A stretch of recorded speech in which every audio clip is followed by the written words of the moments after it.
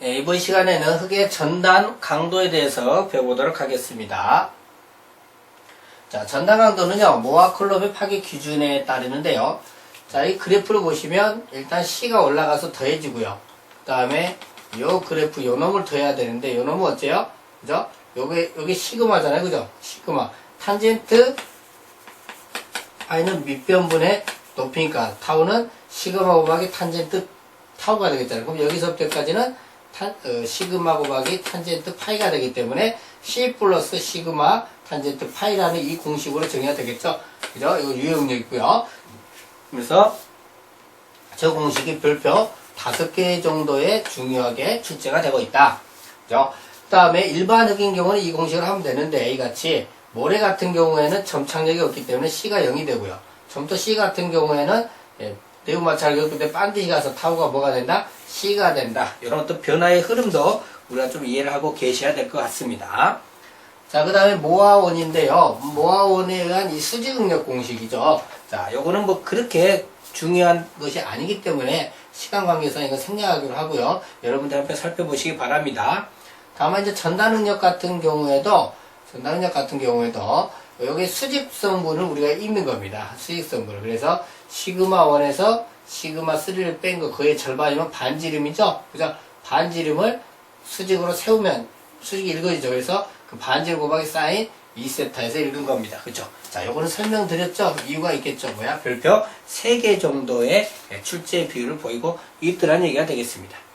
자, 내부 마찰각 타우는 인바 사인 시그마 1 플러스 시그마 3분의 시그마 1은 시그마 3고요. 그 다음에 파괴면과 최대 주응력면이 이루는 각이 얼마다? 45도 플러스 2분의 파이다. 이거 별표 2개 정도의 출제 비율을 보이고 있습니다. 자, 그 다음에 전단강도 종수결정 시험인데요. 이거 직접 전단 시험 1면 전단이니까 A분의 S, 2면 전단은 2A분의 S꼴이죠. 이런 거는 굉장히 쉽죠. 그죠? 자, 그 다음에 일축 압축 시험에 있어서요. 시그마는 유효 면적분의 P, 즉 A0분의 P인데 1-입실론분의 A, 그것분의 P 이렇게 됐어요. 그래서 A분의 P가 1-입실론. 이거는 3축 압축 시험에서도 공식이 똑같습니다. 이렇게 참고하시고요. 그 다음에 1축 압축 강도 공식 QU는 EC의 탄젠트 45도 플러스 2분의 파이다. 이거 외워야 됩니다. 별표 3개 정도 출제 비율을 보이고 있고요. 파이가 0인 점토에서는 얘가 0이 되니까 탄젠트 45도만 남죠. 이거 1입니다. 그 EC만 남죠. 그래서 Q는 EC가 되더라고요. 이것도 별표 한 2개 정도의 출제 비율을 보이고 있습니다.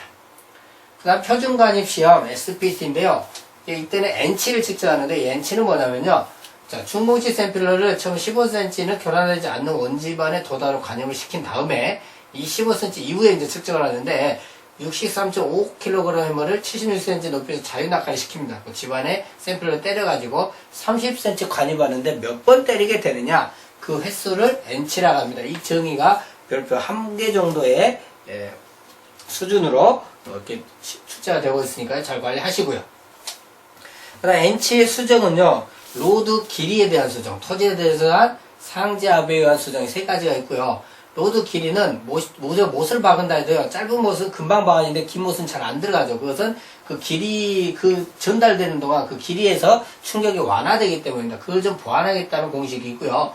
토질에 대한 수정은 그 표준 토질이 있어요. 그거 차이인데 그게 15 정도 나온답니다. 15 정도. 그래서 그 오버된 것은 보완해서 절반만 쓰겠다라는 공식이고요. 상제압에 의한 수정 공식이 있고 그렇습니다. 자, 이제 표준관의 시험지 N치와요 파이와의 관계를 규정한 더나비 공식이 있는데 이거 시험 굉장히 어렵습니다. 이 공식들이 별표 3개 정도의 출제 비율을 보고서 반드시 암기를 해야 되는데요. 일단 입도가 양호하고 불량하다는 건 예전에 배웠죠. 균등하게 잘 섞였으면 양호한 거, 그렇지 않으면 불량한 거고요. 근데 입자, 입형, 모형은 굉장히 둥글면 서로 잘 이렇게 마찰이 없어서 약합니다. 마찰에서 버티는 게 유형력이 있잖아요. 그죠? 그래서 입자가 모난 것이 좋습니다. 입자는 모난 것이 좋고 입도가 양호한 것이 좋잖아요. 그죠? 입자도 모나고 양호하면 둘 다 좋죠. 이때는 파이는 루트 12에 플러스 25로 굉장히 크게 더해지고 있어요. 근데 모나고 불량하거나 한쪽만 좋은 거죠. 입자가 둥글고 양호해. 한쪽만 좋은 거죠. 이런 경우는 플러스 20이고요. 둥글고 불량해. 둘 다 안 좋죠. 이럴 때는 15만 더해주고 있다라는 얘기입니다. 그렇죠? 자, 그 다음에 n과 q의 관계, q는 8분의 2다. 여기서 파이가 0이면 q가 2c가 되므로 c는 16분의 n이 되더라. 뭐 이런 공식도 있다 하네요. 그리고 표준과의 시험의 특성입니다. 특성도 한번 읽어보시고요.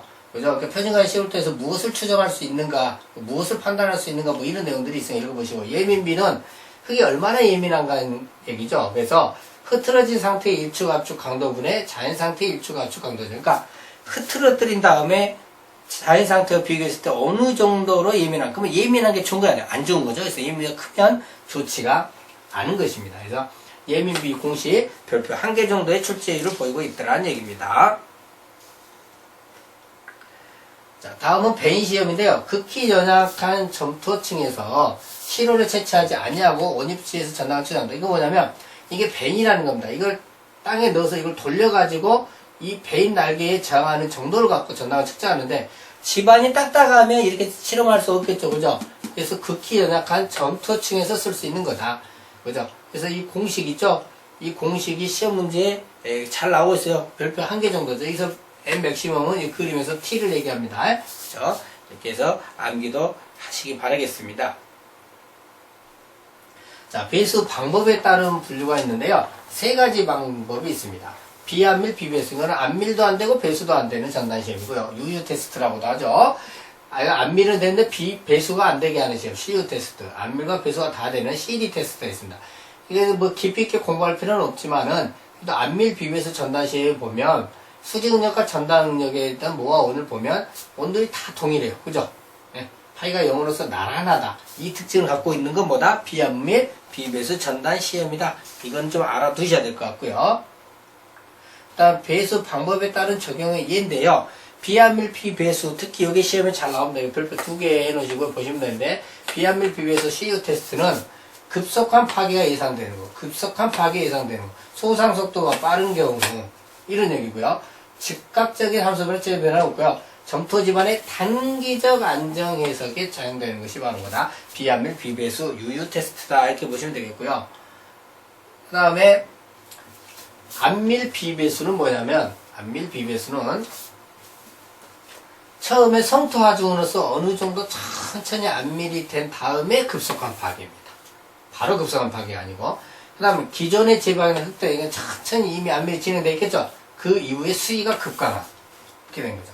사전 안밀, 천천히 이미 다 안밀 시켜놓은 다음에 급격한 제약. 이해가 되시죠? 이런 거는 안밀 비배수에 해당되는 성격이다. 그 다음에 이제 안밀 배수가 있죠? CD 테스트. 안밀 배수 같은 경우는 비안밀 비배수와 정반대입니다.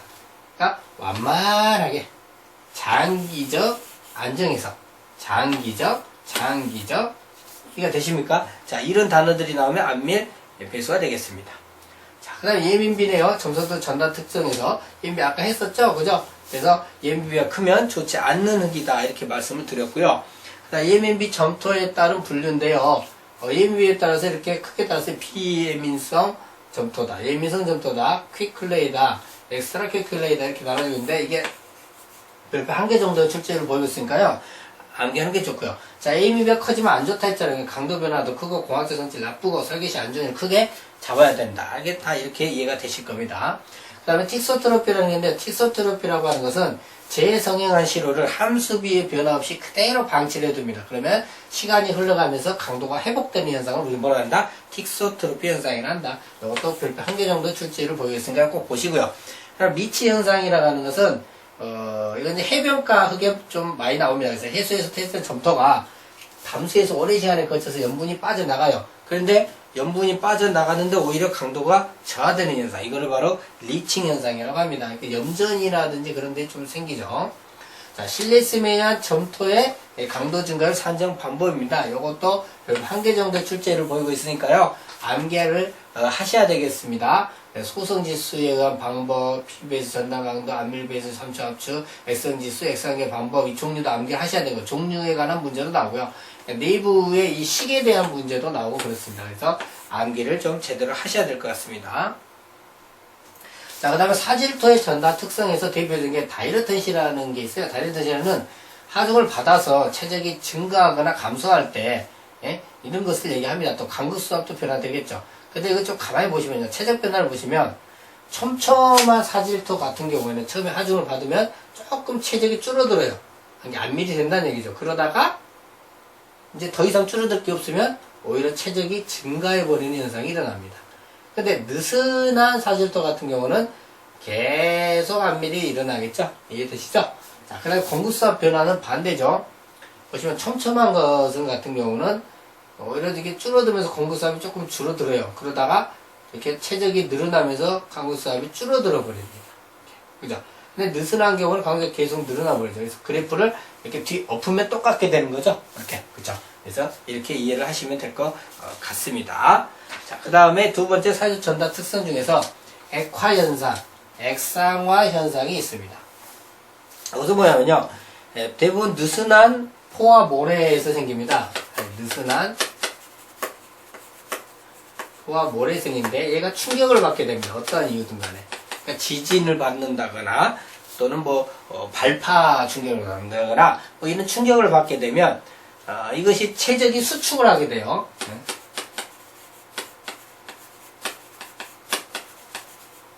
체적이 수축을 하게 되고 공극수압이 증가가 됩니다. 그러면 유효응력은 감소하게 되면서 전단 강도도 감소하게 되겠죠.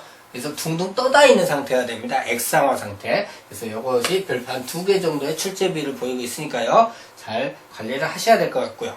그 다음에 강극수압 계수가 있습니다. 델타 U분의 델타 시그마분의 델타 U로 표현되고 있죠. 먼저 비계수 공식이 있고요. 한번 그냥 읽어보시고요. 완전 포화되면 1이고 건조되면 제로고 뭐 그런 데 돼 있죠.